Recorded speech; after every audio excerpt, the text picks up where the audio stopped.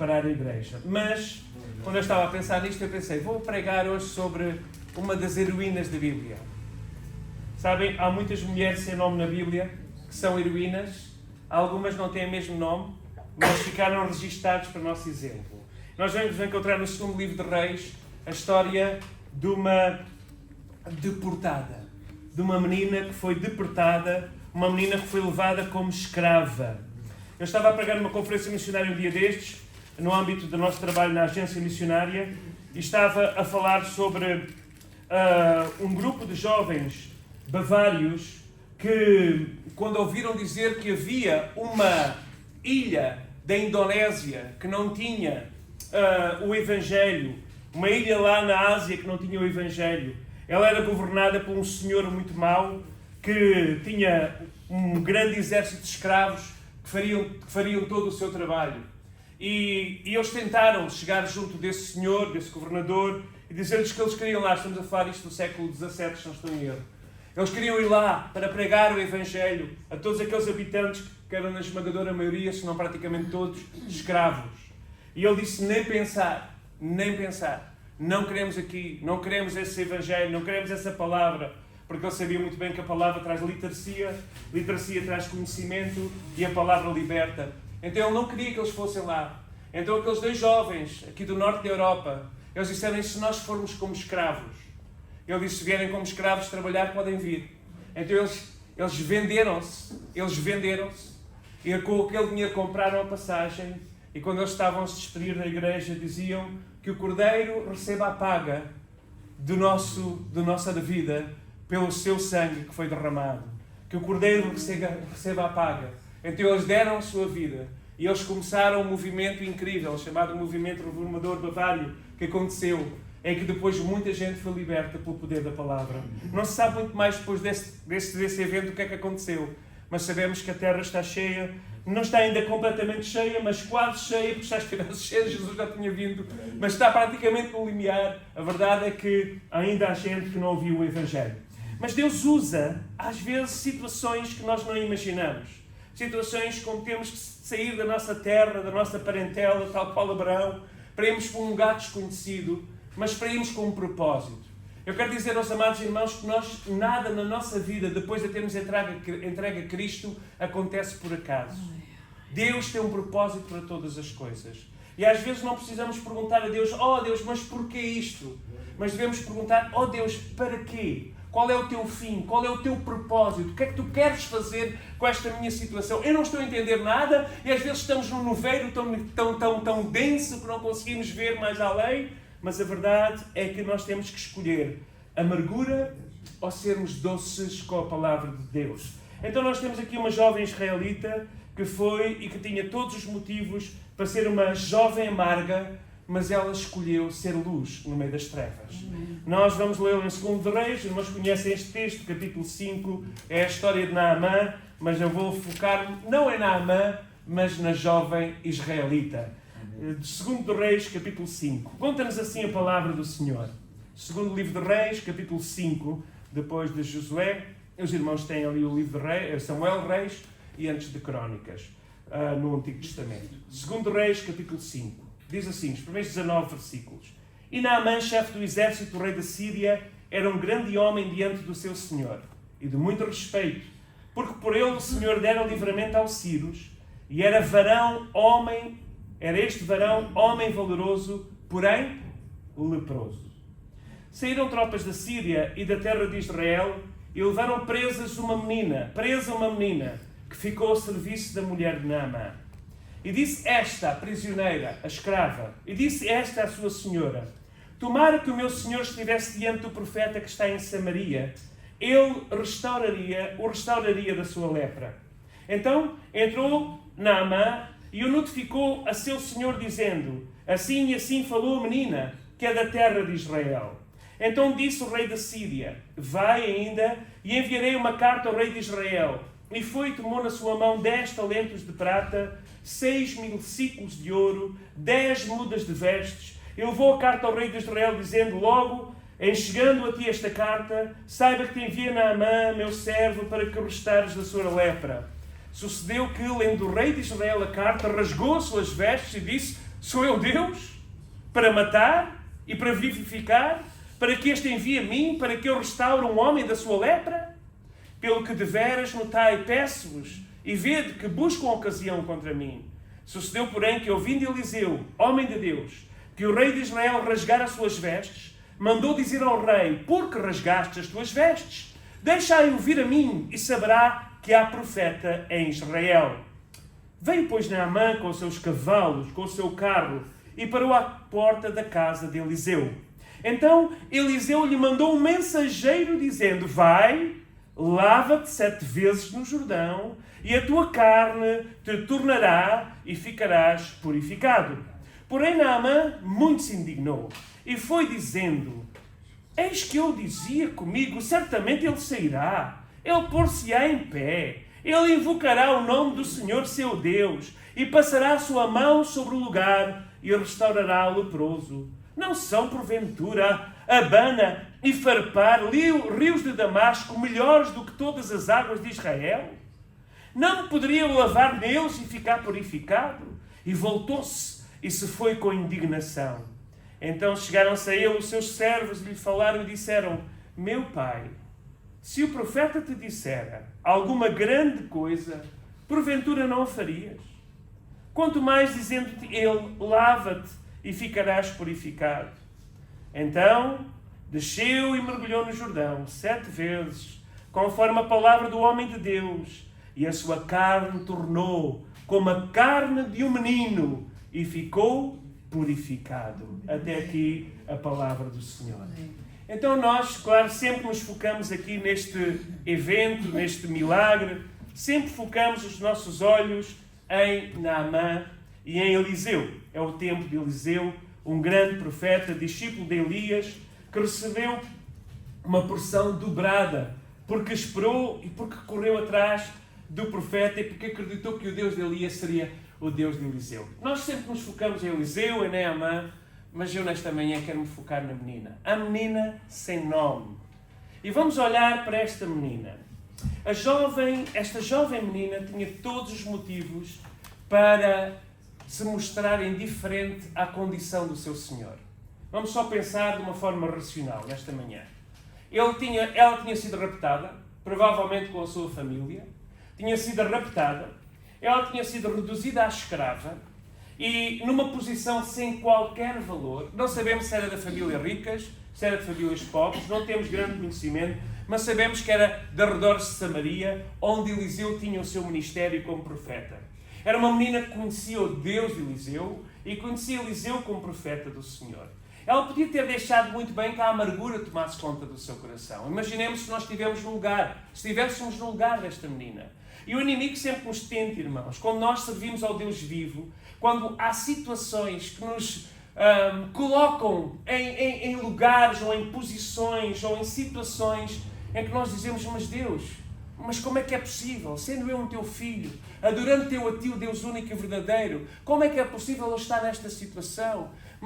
E nós às vezes nos revoltamos contra Deus, e tanta gente se tem revoltado contra Deus quando passa por dificuldade. E nós sabemos que cada vez que nós decidimos fazer a vontade de Deus, nós somos provados. Eu estava a partilhar com os irmãos no início. Foi uma grande luta, como os irmãos sabem, os irmãos têm orado por mim. Quando a igreja me endereçou o convite para eu sair do trabalho que estou a fazer, onde me sinto bem e útil à igreja portuguesa, no trabalho que estou a fazer, mas orámos a Deus, buscámos a Deus, irmão, e foi muito difícil. Eu fui o mais duro de convencer. O Senhor já de alguma forma nos tinha falado, mas sentíamos incapazes, sentíamos que não era agora o tempo, sentíamos tantas coisas humanamente falando, mas quando buscamos o Senhor e decidimos fazer a vontade de Deus, levanta-se logo uma série de situações. E tem-se levantado nos últimos dias muitas situações, por isso eu humildemente posso, os irmãos, se lembrem de mim nas vossas orações. Porque, de facto, nós podemos deixar que a amargura tome conta do nosso coração quando as coisas não correm bem. E Hebreus 12:15, os irmãos conhecem bem o versículo. É um alerta de Deus muito, muito forte. Não sabemos que é Deus e o Espírito Santo que escreveu a carta através de alguém. Não se sabe até quem foi o autor da carta aos Hebreus. Mas no capítulo 12, verso 15, ele diz: tende cuidado que ninguém se prive da graça de Deus, e de que alguma raiz de amargura, e fala até de raiz de amargura, brotando vos perturbe, e por ela muitos sejam contaminados. E às vezes eu olho para a igreja e vejo homens e mulheres que já foram pessoas alegres, viçosos na fé, cheios de esperança, mas por causa de situações de amargura, por causa de situações de relacionamentos que não correram bem, por causa de situações talvez até mesmo profissionais, ou situações de saúde, nós deixamos que o inimigo semeie aquela raiz e aquela amargura fica lá, está escondida debaixo da terra, não se vê. Mas quando nós deixamos alimentar e até regamos com as nossas lágrimas, com o nosso queixume, ela começa a brotar e não apenas toma conta da pessoa a amargura, mas acaba por contaminar aqueles que estão à sua volta. E ninguém gosta de viver ao lado de uma pessoa amargurada. É por isso é que nós temos que pôr os nossos olhos no futuro. Mesmo quando o presente parece ser difícil de ultrapassar. E esta menina tinha um presente difícil de viver. Era uma menina livre. Os irmãos sabem que o mais difícil para o povo judeu, não estamos a falar de um povo qualquer, estamos a falar do povo que tinha o Deus vivo. Estamos a falar da descendência de Abraão. Estamos a falar da descendência das promessas. Uma menina que tinha crescido a ouvir os seus pais contarem dos grandes milagres que Deus fez. Uma menina que tinha ouvido falar acerca do livramento, como Deus os tirou do Egito, da escravatura, para nunca mais serem escravos. Mas também o mesmo Deus tinha dito: se vocês se voltarem costas e adorarem os ídolos, virá um povo do fim da terra e vos levará cativos. Mas se vocês se arrependerem quando estiverem no cativeiro, eu também os tornarei do cabo de terra e os trarei novamente para esta terra. E agora, por causa dos seus líderes, dos seus reis que voltaram-se contra Deus e colocaram outros ídolos em vez do Senhor, nós conhecemos a história. O livro de Reis fala destas derrotas que aconteceram espirituais. Esta menina é levada prisioneira, cativa. Mas ela não deixou a oportunidade de fazer bem. Sabe, esta menina, vivendo no Antigo Testamento, já vive um cristianismo. É muito interessante. Esta menina, vivendo no Antigo Testamento, já vive como uma cristã. Ela ainda estava na esperança que um dia Deus enviaria o Cristo, como todos os judeus estavam no Antigo Testamento. Eles tinham os cordeiros que eram imolados, que era uma figura daquilo que iria acontecer, mesmo sem entenderem. Mas, na verdade, Jesus foi imolado em nosso lugar. E se nós vamos ver o Novo Testamento, se nós vamos ver a legislação do reino, e a legislação do reino é o nosso código ético e moral, é as nossas leis cristãs. Temos lá no capítulo 5, principalmente de Mateus, a legislação, as chamadas bem-aventuranças. Quando o Senhor vem, não diz apenas as bem-aventuranças, mas depois dá a legislação difícil. Ele diz: amai os vossos inimigos, fazei bem ao que vos maltratam. Esta é a legislação do reino. É difícil de cumprir esta legislação, porque é totalmente contrária à legislação do mundo e até à nossa própria natureza. O Senhor diz: não vos vingueis, porque minha é vingança, diz o Senhor. Bom, essa já estava no Antigo Testamento e ela era capaz de conhecer. Então aquela menina, não tendo o conhecimento que nós temos, mas porque tinha um relacionamento com o Deus de Israel, ela conhecia apenas Eliseu. E é muito interessante que Eliseu é uma figura muitas vezes de Jesus Cristo. Aliás, os irmãos, não sei se alguma vez fizeram um estudo bíblico sobre a comparação dos milagres de Eliseu com os milagres de Jesus. Há muita comparação em todos os sinais, como se fosse quase um tipo de Jesus Cristo, daquilo que Jesus fez mais tarde. A cura dos leprosos, a ressuscitação dos mortos, tudo aquilo que aconteceu, que Eliseu faz no seu ministério. Mas a verdade é que esta menina, ela vivia lembrando, Paulo escreve a Gálatas 6:10, enquanto temos tempo, façamos o bem a todos. Pois diz, especialmente aos domésticos da fé, mas diz, façamos o bem a todos. E Jesus, claro, acabei de citar a legislação do reino, amai os vossos inimigos. Então esta mulher tinha aqui, esta menina, que ainda não era mulher, mas era menina, temos poucas, mas mesmo muito poucas informações acerca delas. Nós sabemos, verso 2, que as tropas da Síria entraram em Israel e levaram presas uma menina que ficou ao serviço da mulher de Naamã. Graças a Deus, ela foi servir uma mulher, portanto, à partida não terá sido abusada, à partida era uma menina que vivia como uma criança que estava ali como criada de cuidado da sua senhora, Graças a Deus por isso. Deus também a protegeu de outras coisas. Não temos muita definição, não sabemos o que é que aconteceu à sua vida. Mas só por esta razão, por estar ali uma criança, uma menina, e quando fala de menina, fala mesmo, portanto, de alguém que é uma donzela, uma menina. E esta estava a servir a sua senhora. E ela viu como a sua senhora estava triste. Ela viu como naquela casa do homem valoroso, porque nós colocamos sempre os olhos em Naamã, no versículo 1, diz que era um homem de muito respeito. Diz que era um homem, um grande homem diante do seu senhor, o rei da Síria. Diz que era o chefe do exército do rei da Síria. Diz-nos que era um homem que por ele... E é interessante, isto é muito interessante, porque esta frase aqui sempre tem feito muita confusão, cada vez que leio. Diz, por ele o Senhor deu livramento aos sírios. E diz mesmo lá, quando diz Senhor, diz Yahvé. Diz mesmo, por ele Yahvé deu livramento aos sírios. Então nós não entendemos muito bem, porque Sírio nem sequer era o povo de Deus, mas na verdade é que este homem tinha uma graça de Deus, tinha uma autoridade. Nós sabemos, e a palavra de Deus nos ensina, que nenhuma autoridade no mundo não tem que tinha sido delegada por Deus. Então Deus deu uma certa autoridade a Naamã e diz que por ele o Senhor tinha dado livramento aos sírios. Era um homem valoroso. Mas depois termina o versículo 1 a dizer, porém, leproso. E na altura a lepra não tinha cura. Hoje existem tratamentos, graças a Deus. Tivemos grandes epidemias no passado, na nossa nação, nos países mais, portanto, onde a medicina se tem desenvolvido, ela está completamente controlada, praticamente não existe. Mas nesta altura era a tal pandemia, a tal peste terrível que matava muita gente. E quando a lepra entrava, só havia um caminho. Sabem qual era? Isolamento e esperar pela morte. E aquele homem, por causa, provavelmente ele ainda ocultava a sua doença, usando a sua armadura, não é? Mas a sua mulher conhecia. E os da sua casa também conheciam. E provavelmente, claro, o rei da Síria também conhecia o seu estado. Então ele estava ali um pouco com favor. A sua mulher provavelmente não podia ter grandes contactos de intimidade com ele, porque a lepra era extremamente contagiosa. Era uma mulher que estava amargurada, que olhava para o seu marido, um homem, um gigante, um chefe dos exércitos, um homem valoroso, mas leproso, e estava condenado à morte. E aquela menina, naquele ambiente de tristeza, casa de rica, casa com muita provisão, casa com muito dinheiro, quando vis os outros com seus bens, casa com muito ouro e muitos bens, casa de grande abundância, mas tristeza, pranto, dor. Pairava a morte sobre aquela casa. A morte de Naamã. Então aquela menina que tinha e servia o Deus da vida, mesmo sendo uma serva, uma escrava, ela vê a sua senhora triste e ela chega ao pé da sua senhora.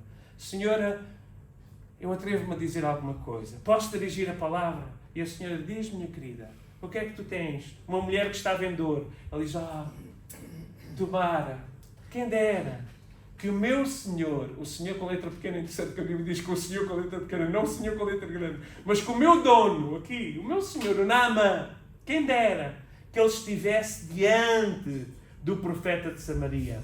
Ele o restauraria da sua lepra. Ela conhecia os sinais que Eliseu fazia em nome do Deus eterno. Então esta mulher, esta menina, na sua atitude, ela semeia, ela evangeliza, porque evangelizar é contar boas notícias. Ela diz, eu tenho uma notícia boa, há esperança, a morte pode ser o fim, a morte paira sobre esta casa, mas o Deus dos meus pais, dos meus avós, o Deus de Abraão, de Isaac e de Jacó, o Deus de Eliseu, que é o profeta do Senhor, pode e tem a última palavra, até acima da condenação à morte. Então, houve ali um raiozinho de esperança. Houve ali uma luzinha que se acendeu no meio da escuridão da morte. Uma menina acende uma pequena luz. Uma luz de esperança. Uma luz de confiança. Uma luz que se acendeu no meio daquela tristeza, daquele pranto. E a mulher vai contar ao marido. Eles já tinham tentado tudo. Já tinham tentado certamente os melhores magos da Síria. Já tinham tentado os melhores, e sabemos que a Síria, a Babilónia, e neste caso o Império seguinte, foram impérios muito conhecidos pelas suas alquimias, pelos seus produtos químicos, pelos seus cuidados que havia na altura, que era o mais avançado que podia haver, não é? Em termos de medicina da altura, mas não conseguiram fazer nada. Então quando ele ouve, quando Naamã é notificado, é interessante, eu gosto muito da expressão notificado, quando entra Naamã e a mulher vai ter com ele a correr e dizer, olha, a menina que é da terra de Israel, É muito interessante, irmãos, verem que a mulher de Naamã diz: a menina é da terra de Israel. Porque todos eles sabiam e conheciam a história de Israel. O Deus de Israel. Agora Israel estava de facto subjugado pela Síria. Mas na verdade, eles conheciam muito bem. Então eles também de alguma forma tiveram fé. Fé no Deus de Israel. Não na fé no Deus dos sírios, não na fé da fé do imperador, mas na fé no Deus de Israel. E ele aceita. E aceita aquela palavra, que eu já tinha tentado tanta coisa. Então ele vai, recebe uma carta do imperador, verso 5. A carta vai direita do rei ao rei, porque o rei estava subjugado, mas eles ainda tinham o rei Israel, que estava debaixo do domínio do império, assim como, portanto, no tempo de Jesus também estavam debaixo do império romano, nesta altura é o império da Síria. Então o rei de Israel recebe a carta, mas não apenas a carta, o verso 5 fala-nos que tinha 10.000 talentos de prata, 6.000 ciclos de ouro, 10 mudas de vestes. Então estamos a imaginar, este dinheiro, esta riqueza toda, nós nem vamos ler o texto a seguir que houve alguém que cobiçou este dinheiro e estas coisas e por causa disso depois a lepra de Naamã caiu sobre ele. Mas a verdade, também não vamos entrar por aí, não é? A mensagem é muito grande. Vamos só citar na menina. Tanta riqueza que a palavra de uma escrava desbloqueou. Não é? E eles levam aquela riqueza toda e vão a Naamã. Mas vamos só ficar com a menina. Já sabemos o que é que aconteceu. Sabemos que no seu orgulho, porque o orgulho impede-me sempre de receber a bênção, o homem teve que descer do seu orgulho.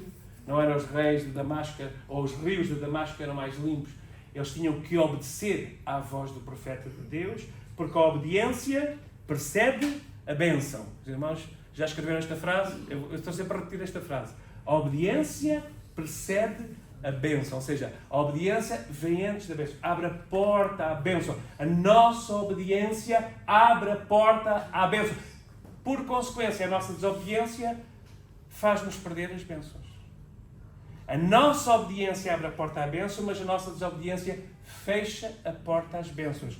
Uma coisa é quando nós não conhecemos Jesus. E Deus opera milagres para nos atrair a Ele. São as tais cordas de amor que são lançadas. Outra coisa é de nós sermos discípulos de Jesus. Como discípulos de Jesus, nós temos que ser obedientes. Obedientes à sua palavra. Porque a obediência precede a bênção. Então, Naamã tem que obedecer à palavra de Eliseu. Eliseu nem se dignou a sair, enviou um mensageiro. Ele tinha que aprender quem era o Deus de Israel. Ele estava habituado ao protocolo, quando ele entrava, toda a gente tem sentido, aqueles grandes exércitos da Síria, vem aí Naamã, o grande vencedor de todas as batalhas, e tocavam as trombetas, e ele entrava, e o rei o recebia lá no seu trono, descia certamente os degraus para receber Naamã, meu grande general, meu comandante dos meus exércitos, mais uma vitória, mais uma vitória. Mas agora, diante de Israel, não é assim. Porque nós, para nos aproximarmos diante de Deus, tem que ser de joelhos. Tem que ser com humildade. Sem humildade nós não vamos conseguir nada. Naamã teve aqui um discipulado intensivo de uma menina que foi, e de Eliseu, que não foi fácil. Mas a verdade é que teve também os bons servos, os bons soldados que disseram: homem, então se ele te pedisse para tu subires ao pináculo do monte, tu ias até lá. Se ele pedisse para tu ires a qualquer lado, tu fazias, e agora não vais obedecer. E ele teve que obedecer. E a obediência depois deu-lhe a vitória. Mas vamos voltar à menina. A menina servia Naamã. Então a primeira atitude que nós vemos na menina é a abnegação.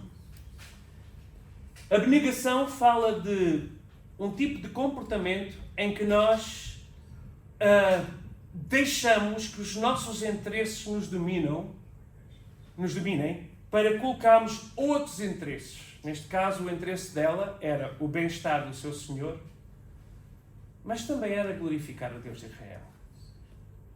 Porque o seu Senhor seria liberto e o Deus de Israel seria glorificado. Então ela trocou os seus interesses. O seu interesse pessoal seria, se calhar se eu tivesse o lugar dela, vão-me colocar a mim, não, os irmãos são melhores do que eu, mas vão-me colocar a mim. O quê? Está com lepra? Bem feito. Vai morrer e vai cair os dedos um a um, vai cair os dentes, vai cair as orelhas, e eu vou estar a assistir, porque este homem tirou-me da minha casa, da minha família, trouxe-me para aqui como uma escrava, este homem merece a morte. Mas ela não colocou os seus sentimentos maus nem os seus interesses à frente, mas a glória do Deus de Israel. Ela estava a viver como uma cristã, mesmo antes de Cristo. Amai os vossos inimigos, fazei bem aos que vos maltratam. E ela, portanto, teve esta atitude de abnegação. Aquela serva que servia com fidelidade, a esposa de Naamã, ajudava a vestir, ia buscar lá o leite de cabra para ela tomar banho. Já estou aqui a inventar, como os irmãos estão a imaginar. Aquela mulher que servia, não é? Aquela senhora e via triste e a chorar. Porque choras, minha senhora? O meu marido está condenado à morte. Nossa vida não tem sentido. Temos tantas coisas, mas não temos saúde. Não temos futuro. E aquela mulher, aquela menina trocou então os seus interesses para fazer bem. E meus amados, hoje nós estamos aqui porque houve muitas meninas, muitos meninos, muitas irmãs e irmãos nossos que durante os 300 anos de perseguição e morte e tortura em que os nossos irmãos na fé viveram debaixo da perseguição de Roma para acabar com os seguidores de Jesus Cristo, eles amavam os seus inimigos. E quando veio aquelas grandes pestes e os seus doentes eram jogados nas valetas para que a peste não ficasse em casa, os cristãos iam, pegavam naqueles doentes, traziam para dentro da sua casa e tratavam deles. E de repente o imperador começa a receber notícias. Agora já estamos a falar de Roma e depois do cristianismo, nos primeiros 300 anos de perseguição da igreja. O imperador começa a ver que há um grupo que se ama de uma maneira incrível. Mas pior, ele ama os inimigos, a força, e de repente até a sua mãe que se converte ao cristianismo, a sua mulher e por último até Constantino acabou-se por converter, entre aspas, nunca sabemos se foi verdade essa conversão, mas pelo menos a perseguição terminou. Porquê? Porque muitos tomaram a atitude. Esta menina é seu nome. Uma menina que, sendo deportada, estando numa terra estranha, maltratada, às vezes tratada abaixo de animal, ela escolheu fazer bem. Mas também há um sentimento aqui, irmãos. Eu tenho muito falado sobre isso, eu vou falar no domingo sobre os 3 princípios que a igreja tem de ter nesta nova fase. Eu não vou revelar agora. Mas um dos princípios básicos, que está dentro dos princípios básicos também, é a compaixão. Nós precisamos de compaixão. Nós precisamos de chorar quando vemos pessoas a passar dificuldade. Nós precisamos da compaixão que moveu a Cristo. Nós precisamos de ter compaixão para aqueles que não merecem compaixão na nossa mente racional. Ele não merece, ela não merece, ele não merece, ela não merece. Mas Jesus diz, se o teu inimigo tiver fome, dá-lhe de comer. Se o teu inimigo tiver sede, dá-lhe de beber. Porque fazendo isto, amontoarás brasas vivas como de fogo sobre a sua cabeça. Ou seja, a sua cabeça começa a ferver. Mas o que é isto?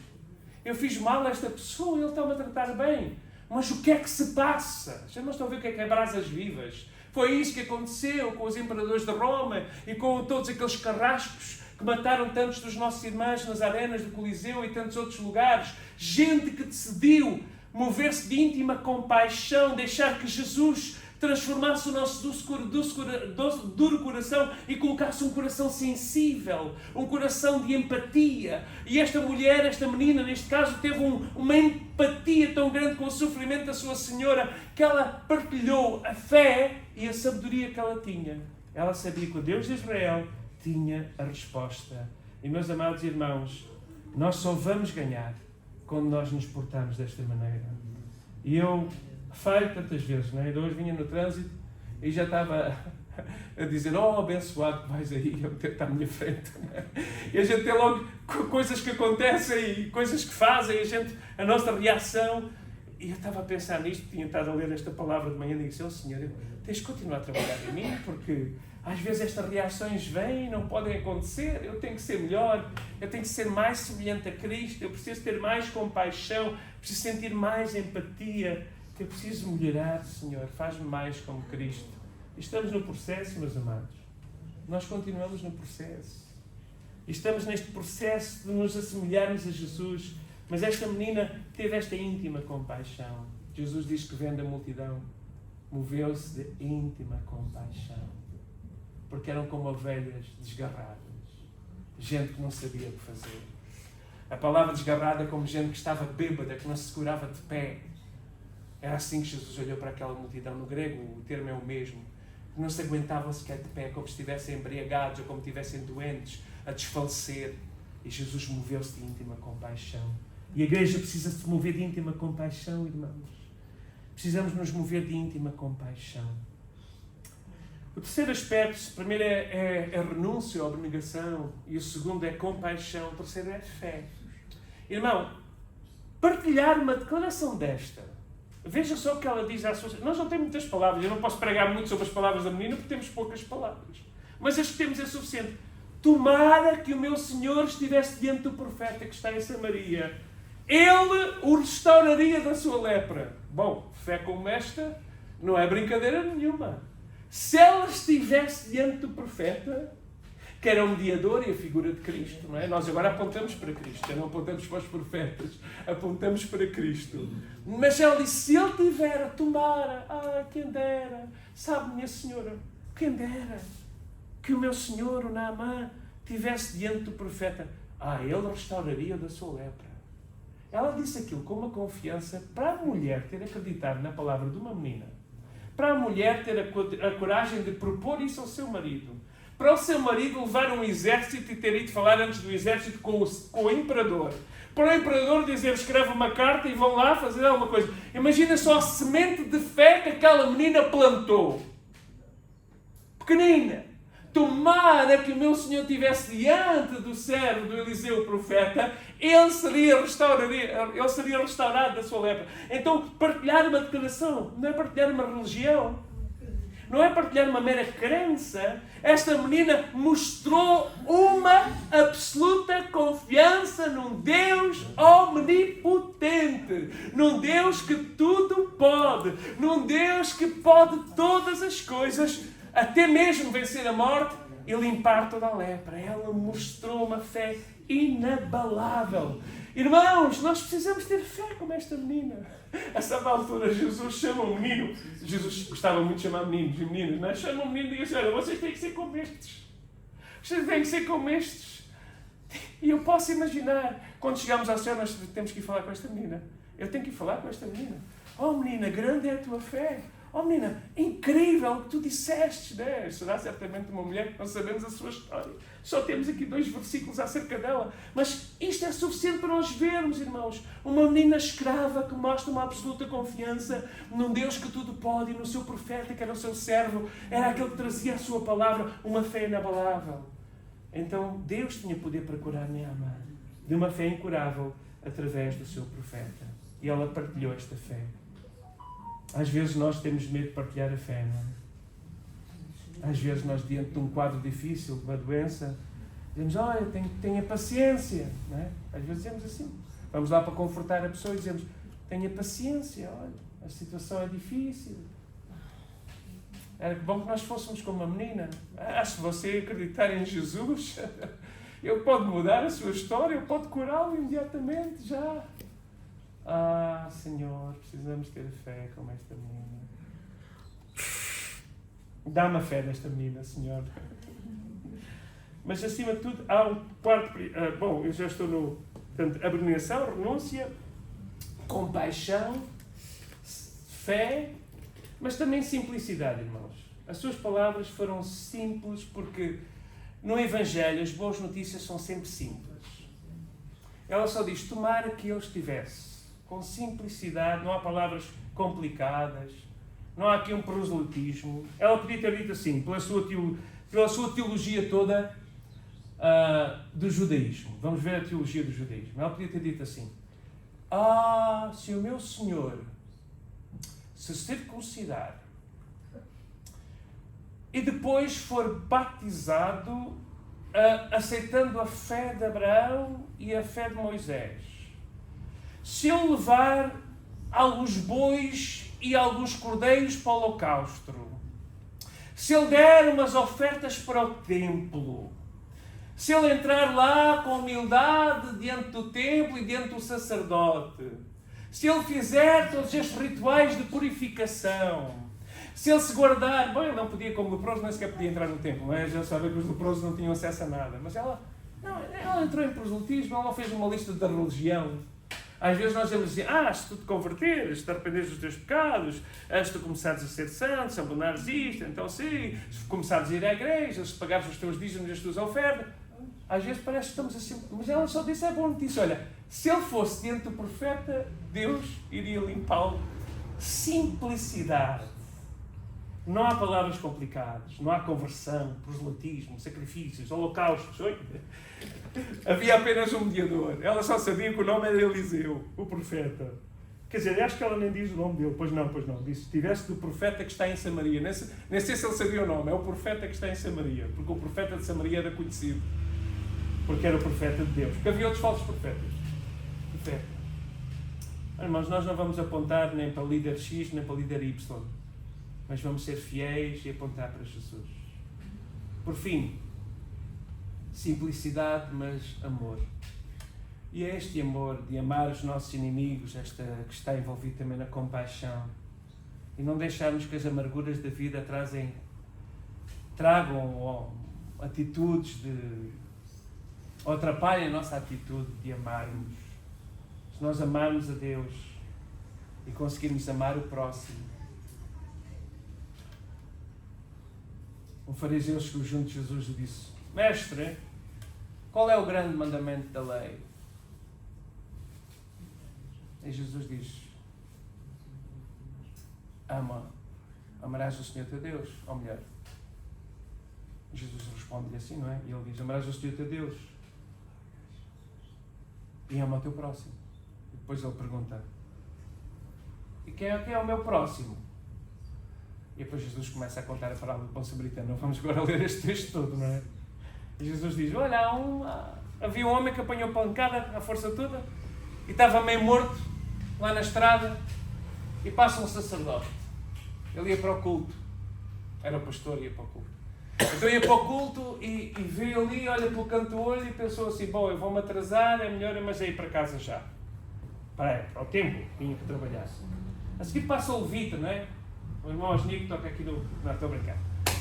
Passa alguém que estava lá a tocar na música ou a servir e também olha para o canto do olho e vai-se embora. Mas vê lá um samaritano que era um mestiço de raças e que não era amado por ninguém, mas quando viu, moveu-se de íntima compaixão e desceu da sua cavalgadura e cuidou daquele homem. E Jesus disse, quem é que achas que foi o próximo? E ele não quis dizer samaritano, mas disse, foi aquele que fez bem. Pois é, foi o samaritano, foi o que fez bem. Então vai e faz da mesma maneira. E este amor que a igreja precisa recuperar. Ainda que eu falasse as línguas dos homens e dos anjos e não tivesse amor, seria como um metal que soa como o sino que timo. Ainda que tivesse o dom de profecia, conhecesse todos os mistérios, toda a ciência, ainda que tivesse toda a fé, de maneira que tal transportasse os montes e não tivesse amor, nada seria. Ainda que eu distribuísse toda a minha fortuna pelos pobres, ainda que eu entregasse o meu corpo para ser queimado e não tivesse amor, nada disso me aproveitaria. O amor é sofredor, benigno. O amor não é invejoso, o amor não trata com leviandade, não se soberbece, não se porta com indecência, não busca os seus interesses, não se irrita, não suspeita mal, não folga com a injustiça, mas folga com a verdade. Tudo sofre, tudo crê, tudo espera, tudo suporta. 1 Coríntios 13, o grande poema do amor. Então, meus amados, nós não temos o nome da menina, mas temos o exemplo da menina. E ficou aqui, neste livro sagrado, para nós imitarmos os bons exemplos. E este é um exemplo que nós temos que imitar. Eu não sei qual é a situação que às vezes nós nos sentimos.